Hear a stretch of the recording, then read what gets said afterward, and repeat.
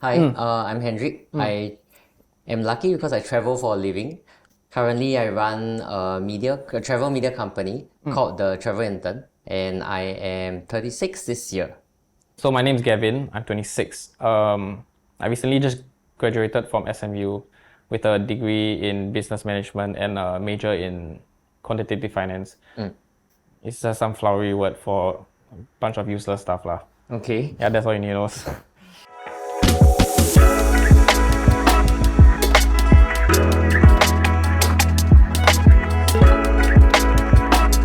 I think in general, people remember the Travel Intern for the internship program. We were probably one of the first.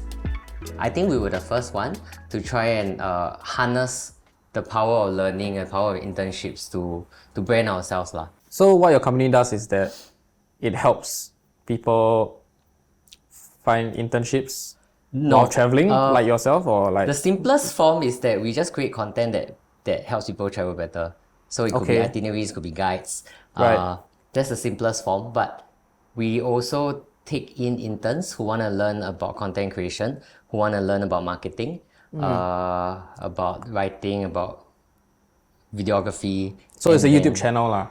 We have a YouTube channel, but generally anything you can find a media company, we have some form of presence lah. Before I went into the whole creative space, I thought I would be like some researcher and stuff. So even when we were choosing like our uni courses, I ended up choosing between comm studies or pharmacy. But thankfully I chose comm studies because I thought it was more interesting. And then was in the advertising space for a bit. Realized that I didn't really like being in that environment as much because I think in the advertising agency, you tend to feel quite disposable. Okay. Yeah,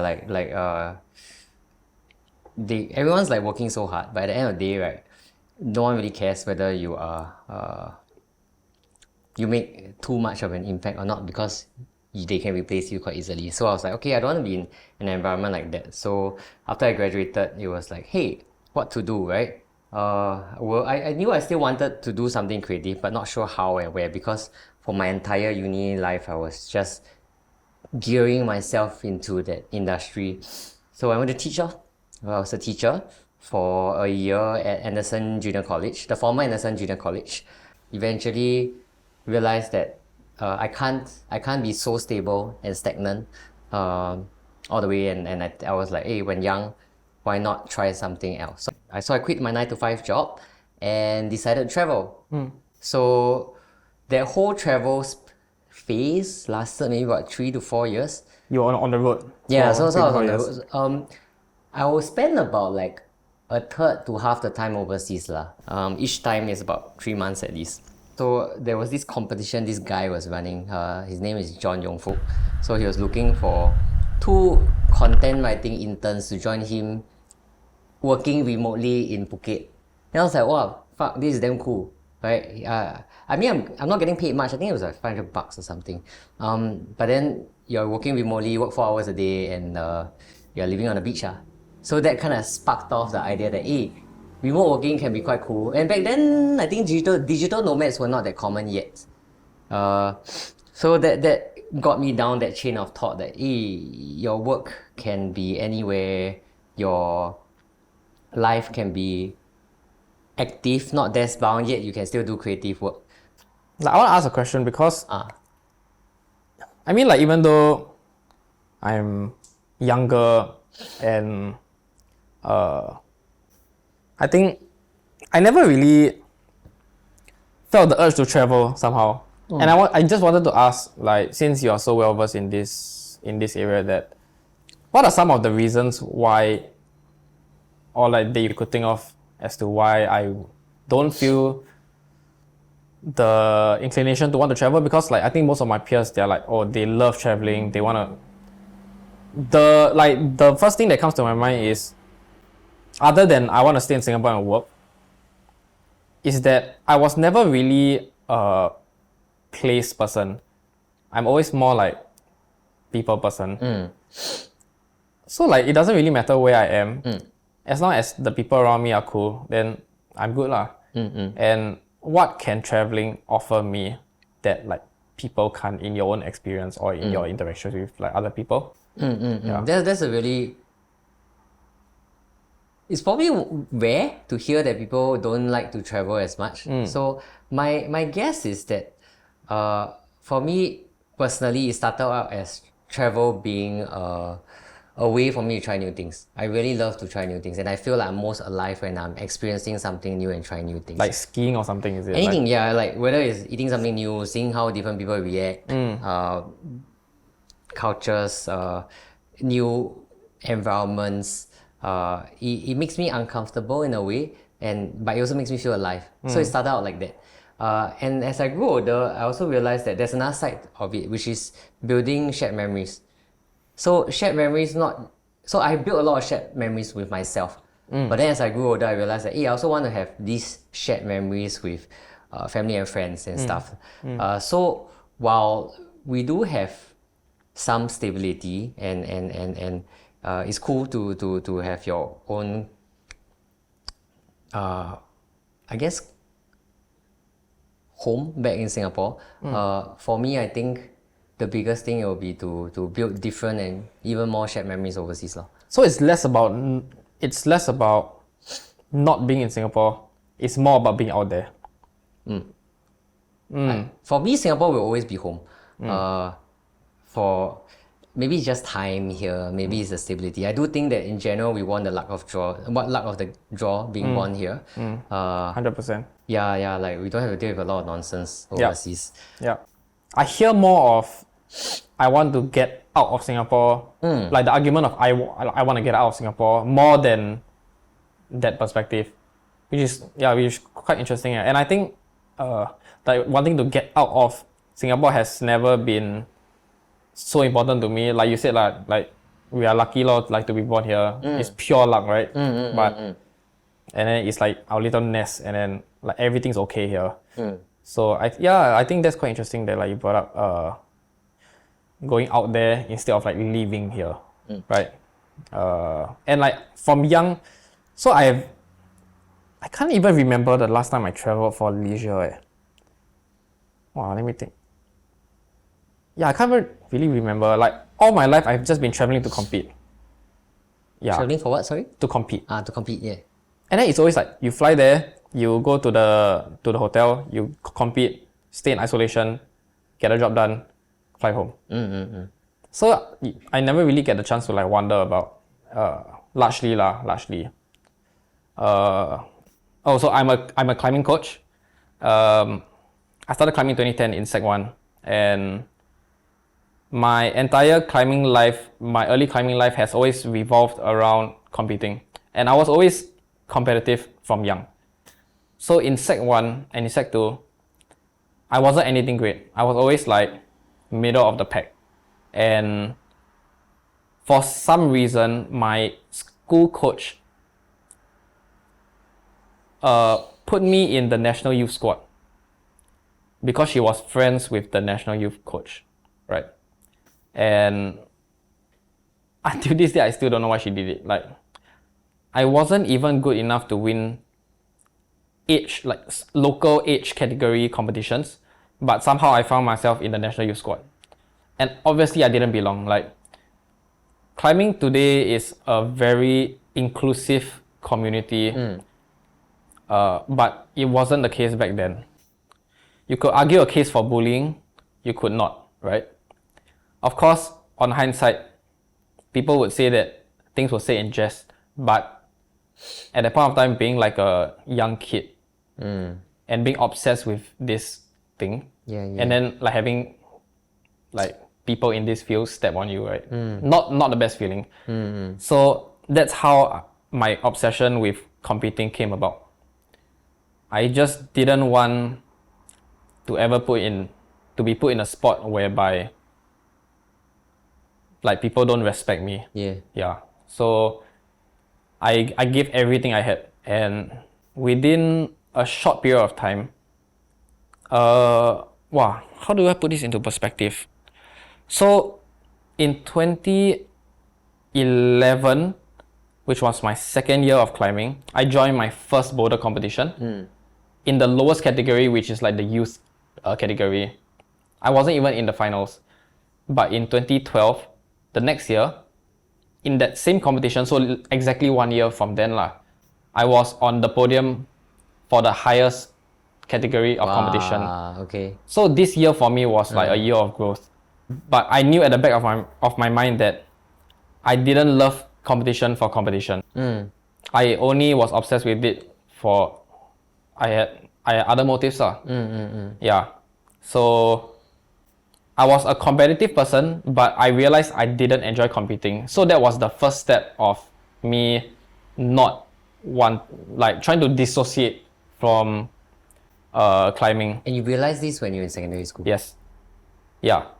I realized that I didn't, because when I observed everyone around me, and I remember like when I was like in my first and second year, right? Like I was always excited to compete just because like of the unknown that's before me, you know, like the night before, I cannot sleep, you know, like that kind of thing. But the moment I got into this headspace of like, okay, I need to compete, I need to show everyone that I'm the best. Yeah, just so I don't get stepped on. I felt like that completely just gone. Yeah. Yeah, if you ask anyone who like, don't even talk about competition, like who competes, who performs, or maybe even someone like yourself who like puts yourself out there, right?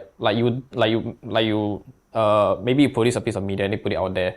You're always anxious about like what people will think of you, what people think of your work, and in my case, what people will think of my performance and my craft lah. Yeah. Like everyone around me still had that sentiment of like, oh, like we're so excited about like competing, but to me it felt more and more like a job. Yeah, I'm just there to do what I have to do, and then get out. Yeah. So all forms of validation just came from myself. And yeah, I realized this when I was Sec 2. So Sec 2 coming to Sec 3, that was my year of growth. And then that was my the first marker of me wanting to dissociate from climbing, because it was the first sign of climbing being unhealthy for me. Yeah. Yeah. But because I was good at it, I had no reason to leave. Just like things just kept getting better and better for me. Yeah.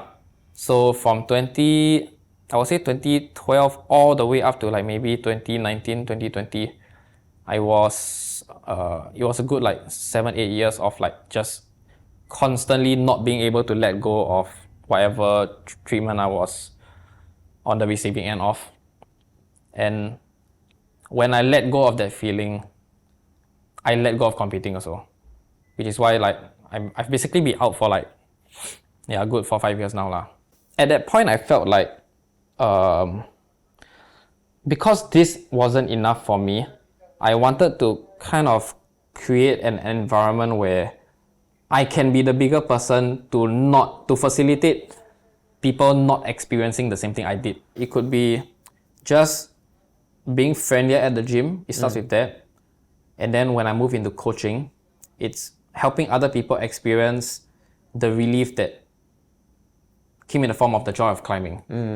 Like it's the gaming to like other people, it's the traveling to you, it's like your escape, right? And if I can empower other people to do just that, or like to have a more productive time in the gym, or to like enable them to do something that they thought that wasn't possible for them, it's a very empowering feeling.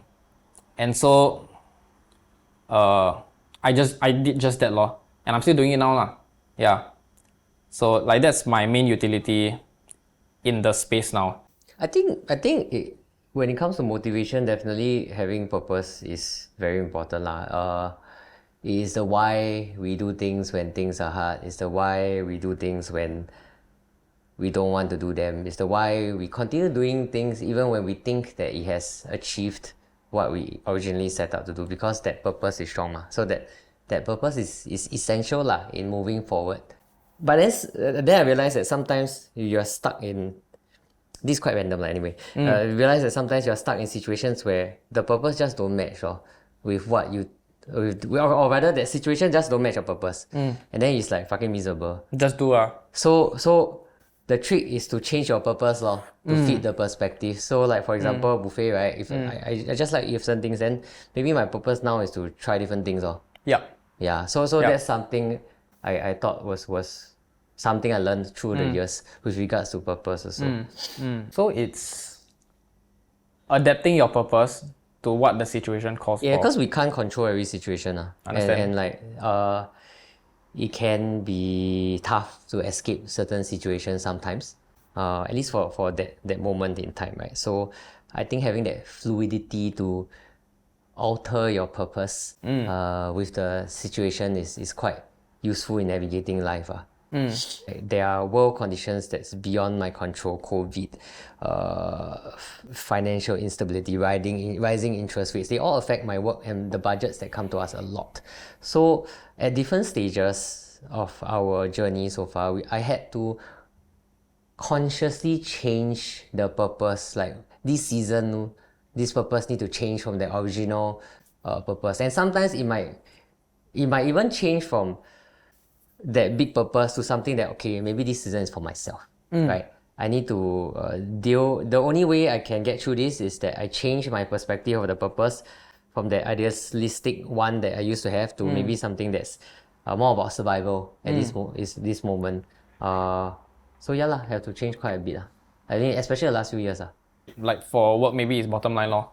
Like bottom line is your, as long as you preserve bottom line, you're good ma. So if like COVID happens, or interest rate hikes, then you just adapt. At the end of the day, if you're profitable, then that's about it, right? No, not really. Oh no? I mean, it's important. Yeah. I see that as a baseline. Maybe no need to be profitable, but like about there. Okay. Because I believe in recycling the money lah, whether it's to give more to the team members or to myself, because since I pay myself a salary, right? Or to reinvest back in the team, equipment, whatever. And then sometimes I feel like bottom line is important. Is a baseline lah to fulfill. Cannot be too far off. But I think more importantly for me, when we're doing work, is also working towards that goal or mission that is set at that point in time, and that so far hasn't been much about money lah. It's about how can you be profitable enough, right, without killing everyone, such that you can create that environment. Because I started a business, one is because I wanted an environment where people don't hate coming to work. There's that part lah. So I think we have achieved that quite well. Okay. The other part that we need to do better at is to be able to look after our bottom line better lah. Understand. Yeah. So I kind of reverse that shit. Yeah. I always see like at the end of the day, right, everyone is at a job because they're waiting for the next best thing, right? To come along, whether a job that pays more, a job that has a better environment, a job that gives them better opportunities. But then again, my other side is we spend so much time working. If our environment is shit, right, then sad lah. Yeah. On the sidelines now, I day trade, and how I started was with a lot of people my age. It was with the whole crypto boom, right? At that point of time, I had a realization that I can turn money into money, but I also didn't have the discretion to know what's gambling and what's not. Yeah. So that's one. So the first realization I had was, if I have money, money makes money. Yeah. The second realization I had was that if I put X amount into the market and then I do nothing and that X amount multiplies, I can use that time to do other things, right? And it's either things that would be productive or things I enjoy. Yeah. And I think it was good that I realized that since young. That was during army. After army, I left home. So I left home when I was 17, 18, army, 19. I left home at 19. And离家出走 left home. Yes. I left home because I didn't quite agree with how things were being ran at home. So I left home, and then I left home with a bunch of money. But somehow along the way, I lost everything. And because I lost everything, I found myself being stranded for a year. So from 2018 to 2019, around that period of time I was essentially homeless. And I've had the privilege of having good friends that like house me from time to time. But I would say for half of the year or more, I was really just like sleeping on the streets. Shit. Yeah. So I left home with one duffel bag, couple sets of clothes, and like picking up from like my climbing just now, I still had to turn up at the gym. Yep. I was training at that point of time, and no one knew. Yeah, no one knew anything except for those people that like house me lah. Of course, I stay in my friend's hall, stay at my friend's place, and so I think that was added perspective for me that like, wow, you know, how did I land myself here as a 20-year-old that should be going to school, and now I'm homeless. So like I think the idea of time at that point of time was on top of money makes money, right? Yeah. Really rang true for me. Yeah. And there was a sense of urgency there to get myself out of that place. And so what I did was I tapped onto my climbing as a way for me to make money, to save up for my first deposit for my rental.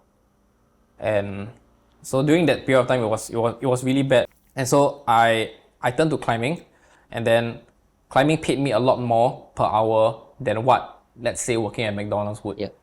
And that also freed up more time for me because I had to juggle at that point of time. I had to juggle training and working, and then thinking about my survivability moving forward. So again, the theme of time, right?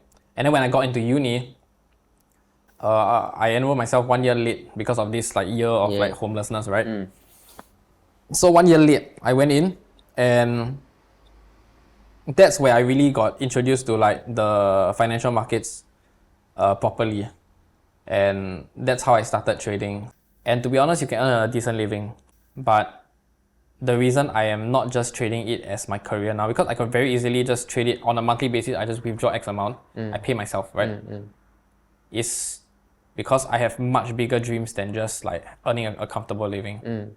Yeah, and the reason for that is because I grew up in a family that was I don't want to use the word broken, but like we didn't, like money was always on our mind, and that stacked on top with like my whole like leaving home stint, right? I think the idea of money is very important to me. Yeah. Not necessarily the money itself, but the Security. exactly, the security. And I know that I actually don't need so much money to feel secure, but I just want to go above and beyond because I just don't want to be back in that place ever, right? Yeah, and now that I'm younger, I can take whatever risk I want.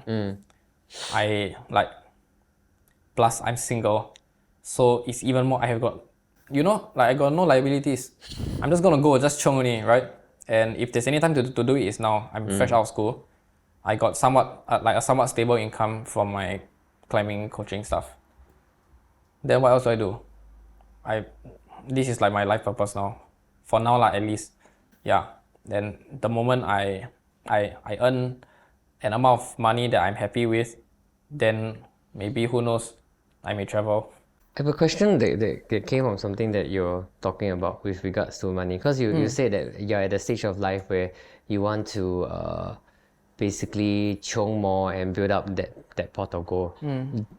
I guess my question is, do you know what size that pot of gold is? And do you know whether you will stop at that initial number?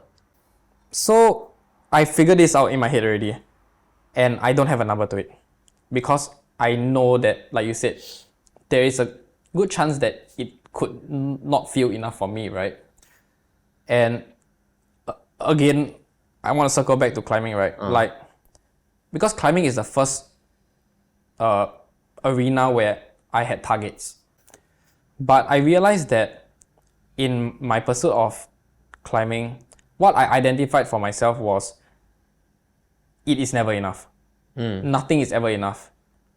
And that was really important for me because whenever I had a target, I achieved it and then it just felt like what's next.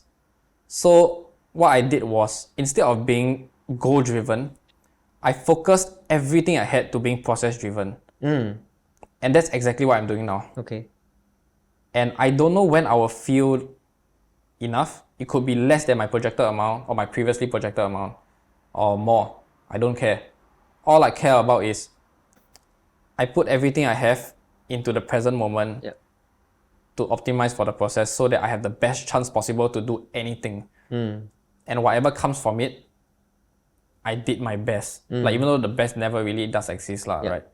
But the short answer is I have become process driven and only process driven. And I don't put timelines to my targets. I don't even have targets. I just know what I want and I point myself in that direction and I walk. Yeah. I have a very clear target on what I want to achieve from a monetary point of view. It's a very realistic target.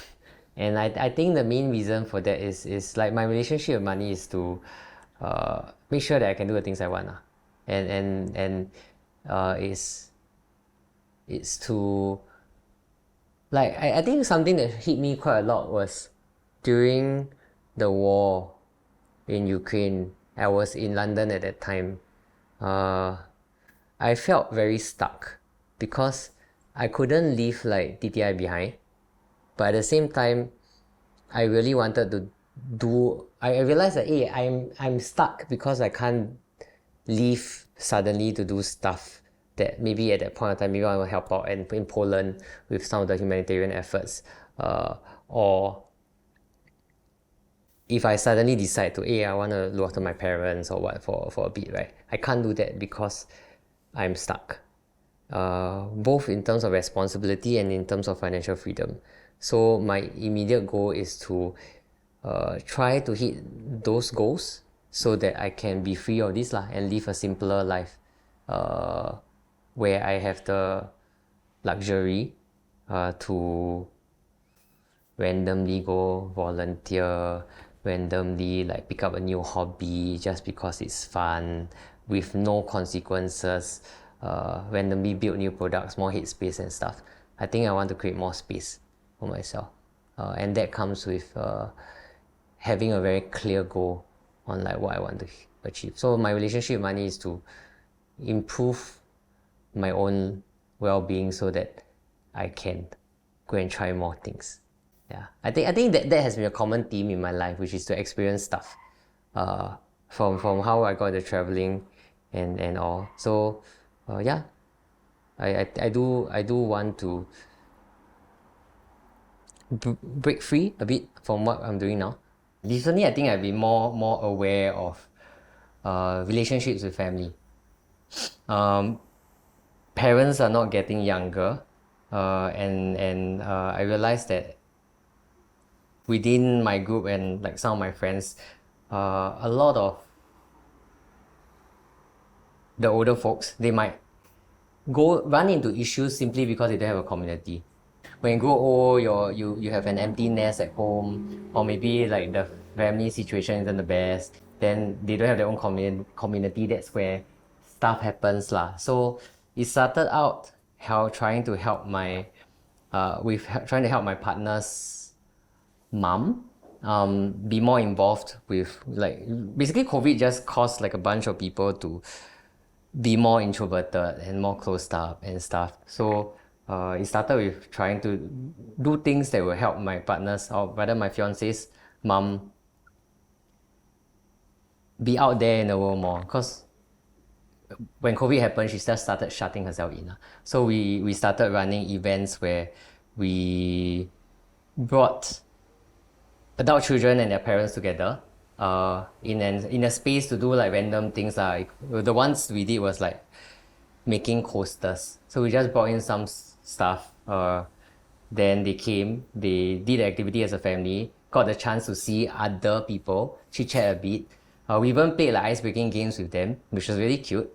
And then and we did a few of those things. So things started becoming more involved with creating experiences for adult children and their parents, because time is limited, and regardless of what has happened in the past,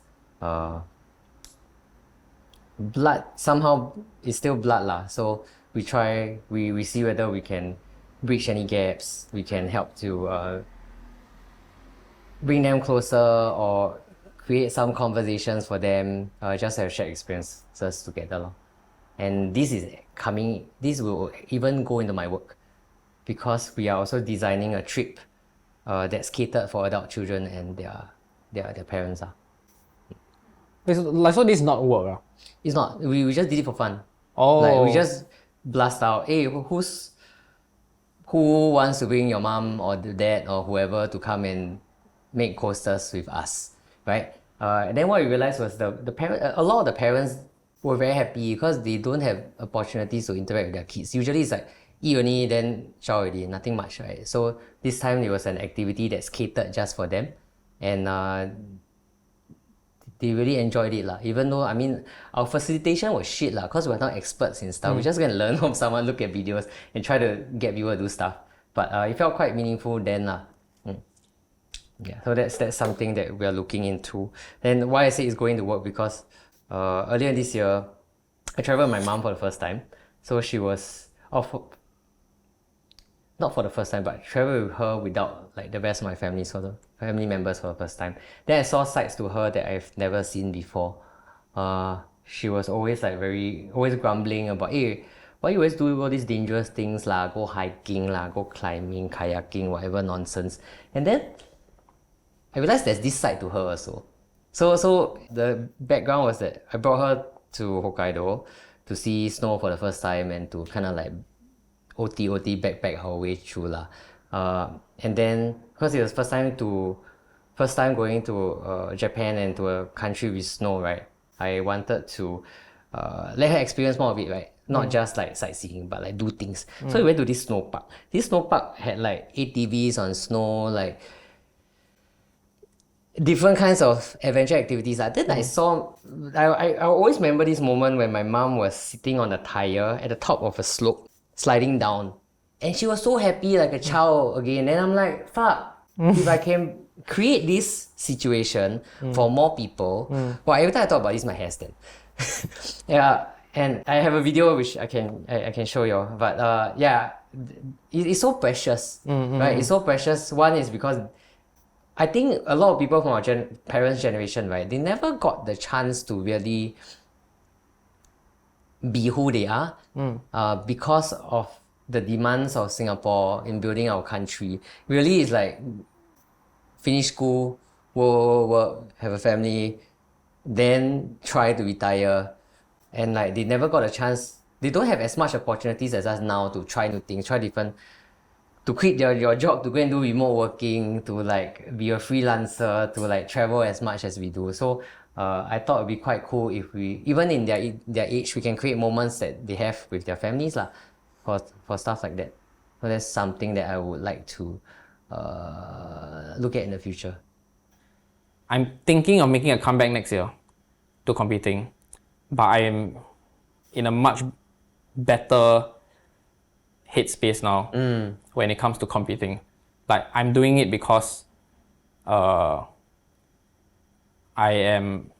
still can, and also like I feel like in climbing it's a very fast moving sport, and if you don't really stay relevant, then you will tend to expire. Yeah, so I'm coming back to not expire, that's number one. But I think more importantly, it's Singapore has always been in a position where climbing is not a huge sport, and the support from the government side will never be great unless someone does something, like someone achieves something. It just hasn't happened, right? It's like there are a few selected competitions that the sports council wants Singapore to do well in, and every time they highlight these competitions, Singapore just nice like miss the cut. Like say they say, oh, you need a top 3 finish in competitions ABC, right? We never hit that top, like that target lah. So I'm thinking next year for for the sport's sake, if I can do that, yeah, I'll be that guy to like initiate the support that Singapore needs. And I think that in itself would bring me a lot of fulfillment. But then again, I'm not competing for myself. I'm competing for other reasons. It's just that this reason is positive and the previous reason was negative. Yeah, it's like you're coming full circle on how you view the sport. And I think that's very beautiful. Yeah. It is. Yeah. Yeah lor. Did I answer your question? You damn cool, dude.